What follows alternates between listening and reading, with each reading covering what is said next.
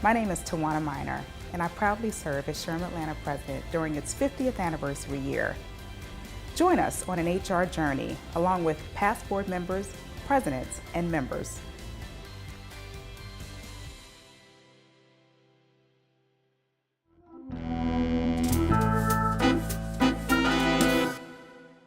First, I want to make it clear that I was not around to see these changes in the 60s, but as I understand it, being a lawyer who does employment law, that in the 1960s, there was tremendous change, primarily due to the laws that were being enacted on the federal front.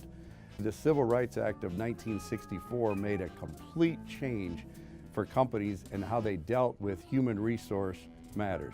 So changes in the way people applied for jobs has been significant.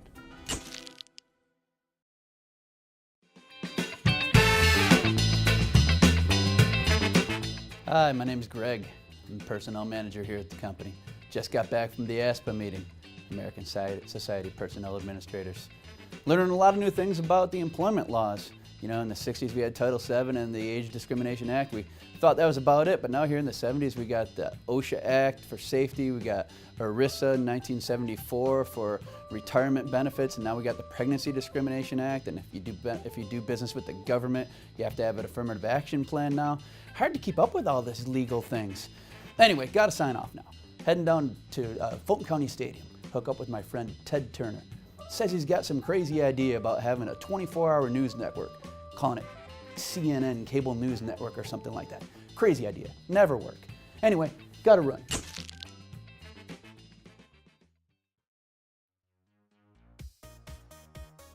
The key word in the beginning of the 80s was personnel. So you had responsibility for the hiring, the firing, the payroll, benefits. It was more like a personnel administration job. In fact, anytime you see the personnel title today, it makes you think like there must be a paper pusher here, okay? And then the move was to human resources, where you got more involved with policies and processes, and then taking the human capital workforce and aligning that with the company's strategic business plan, so you became more of a planner and an executor.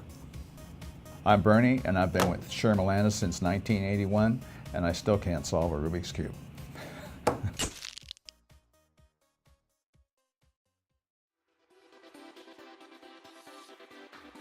The 90s was the era when we started moving into PCs, which was huge. It was probably the biggest thing that happened in the 90s. And obviously before that, for the decade before that, there was a lot of growth, a lot of construction, and it was boom time for Atlanta. New jobs were here, it was a great place to come, and we had a lot of talent come in from out of the region and all across the country. In the 90s, for companies, a lot of it was growth. There was some downsizing and some shifts, but mostly Atlanta was a hot place to be, and maybe that's where hot Atlanta came from. I'm Maryland. If you need me, beat me.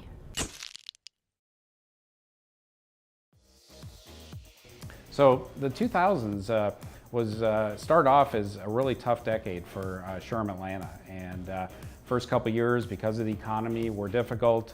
Kimberly Douglas came in and really whipped the chapter into shape and get us where we needed to be, and saw some tremendous growth in membership in the mid part of the decade, and has really continued on till today. And SHRM-Atlanta was the 8th largest city chapter in the country, and in this decade became the largest city chapter in the country. Well, I think the biggest impact of recruiting in the 2000s was the really getting into social media and technology, and the increase in volume. You know, volume has always been an issue in hiring, but it used to be not enough. We couldn't find enough good candidates, and now it's almost too many. And so just the tremendous increase in the use of technology to find candidates, to screen candidates, has been a huge change in the recruiting profession. So I'm Tom Darrow. Check me out on myspace.com.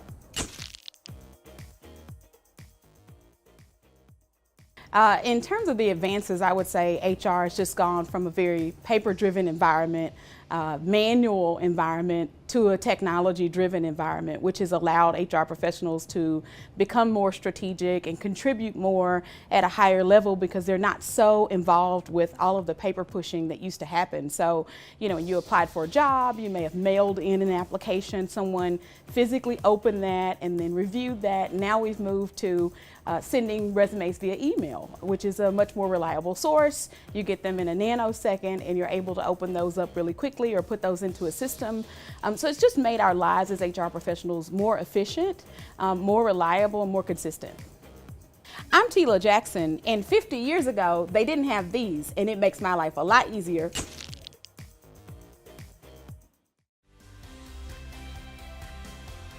Thank you for joining us this evening on this 50-year journey. There's one thing for certain, SHRM-Atlanta will always be here for technology, innovation, and the future of HR. Who knows, by the year 2065, we may only have hologram interviews.